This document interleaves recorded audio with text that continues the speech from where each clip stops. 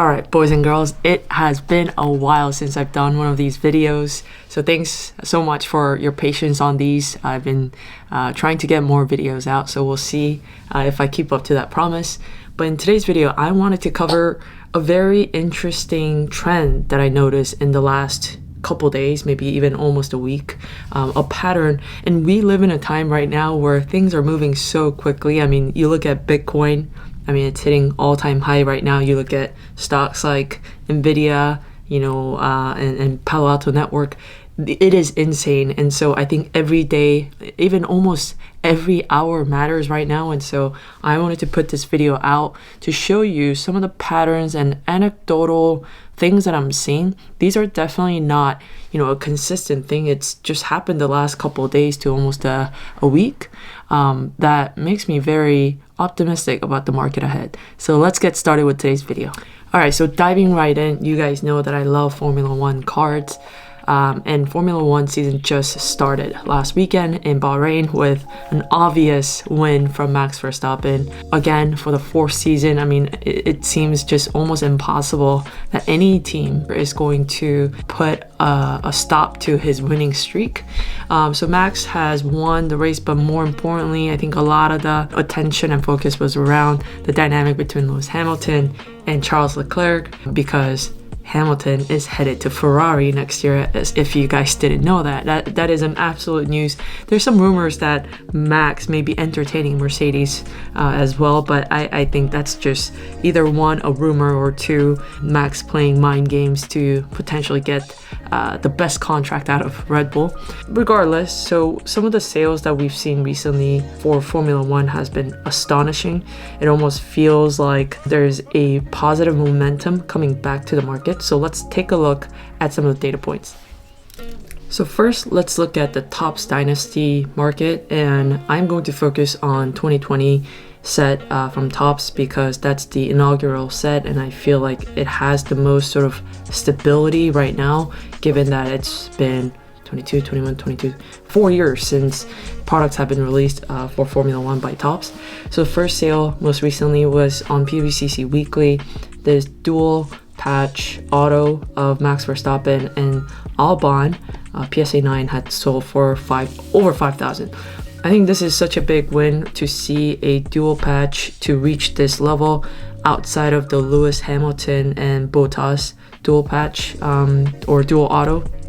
I was hoping that this would go for around 4K, but it exceeded my expectation. And I think obviously the fact that Max is performing just incredibly well right now has a big play in this. And also Albon, being a very solid driver, and his seat not being in contention, I think really helped. And the second Dynasty card I want to highlight here is the Lewis Hamilton out of 10 PSA 10, I believe, of Lewis Hamilton. It's a 10-10, so perfect condition, perfect auto card. It is a single patch, however, the patch here does have two colors, but not really, I wouldn't say it's like even top 10 of his patches for this card, because it doesn't have, his name obviously, or any of the, big sponsor, names on there necessarily, or like the Puma logo being very visible. So the patch, I would say, is not like super strong, right? It's just kind of this, teal and white being in there, also not the best. However, a perfectly conditioned card. So this card sold for whipping almost $34,000. His Dynasty patches, some of the best cards, right, that's out of 5 have been going for 40 to 45,000 lately. So an equivalent right now, if this card sold for 34, you could argue that some of his out of 5 single patch Dynasty cards, PSA 10, obviously is probably, we're looking at something around 50 to 55. So we are seeing a lift of almost 8 to 10%, which is fantastic. $34,000 is not a small amount, but the fact that someone is willing to throw down this much money for a perfectly conditioned card, perfect auto card, but maybe not the strongest patch of his first year out of 10 card is a fantastic news for the market. Now I want to move on to actually the wax space. The first year Formula One wax has been obviously very chased after because we know, generally know that Topps did not produce massive amounts of these wax, right? We still don't know how many they had produced or how many are being kept in warehouses today, but we know that volume and seeing these boxes is kind of typically rare. You may see it once or twice in an auction house each maybe month, right? So not super plethora, but let's take a look at some of these prices. So as you can see here, most recently on Golden's Elite Auction, the 2020 Sapphire Formula One Hobby Box sealed sold for over 3,000 USD.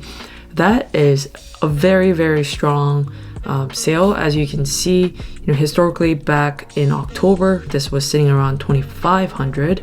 And then when we go back, even back to 2022, these boxes were selling roughly around 2,400, some 2,200. It went actually all the way to 2,000, I think, back in December of 2021. So a huge improvement, I think, in kind of the value of the box, which is a stabilized indicator of the card prices going up, in my opinion. And so really healthy signs. I'm very excited, obviously, to see Formula One cards kind of coming back up from a kind of more or less a straight line for the last 12 to 18 months. And there's a lot of hype around the most recent release of the 2023 Topps products as well. There are many chases, but I think the best chase right now for that set is Oscar Piastri's rookie cards. Even though that's not the first year that his cards were produced, I think it does have that RC, which is, in hobby terms, rookie card, most chased, logo stamped on the card. So I know that there's some chase for that as well. So that's the Formula One market. And another card that I've been looking at very closely is this Victor Wembanyama Prism market. So as you know, the NBA Prism cards have come out recently, and even though his auto cards are not in there, I think his autograph is owned by Fanatics. So Prism is obviously releasing this product. The popularity and the chase for these cards have been absolutely nuts. I know every shop is just going through so many boxes right now, and every breaker is going through so many boxes right now to look for a Wembanyama card. A black shimmer was pulled in China, I believe, during a break, so I'll show you a little bit clip of that here.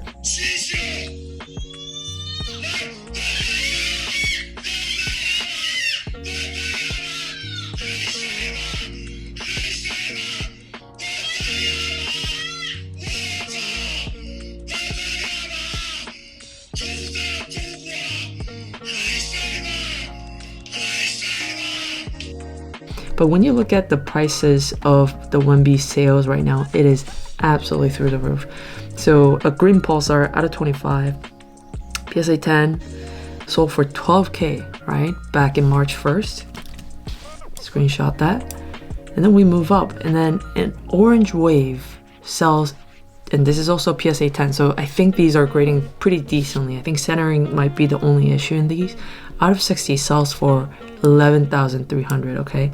These are some crazy sales, and I think, if I'm not wrong, this is one of the most expensive rookie basketball Prism cards in the year that it's released. Obviously, we have Luka Prism cards that go a lot higher, but in the year of release, and even days upon release, for prices to go up this high, I think it's our first time ever to see something like this, right?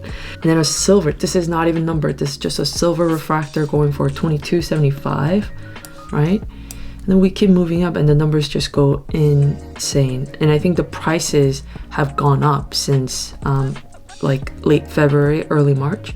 So March 2nd, out of 149 sells for $34.50, and then Blue Eye sells for $47.35.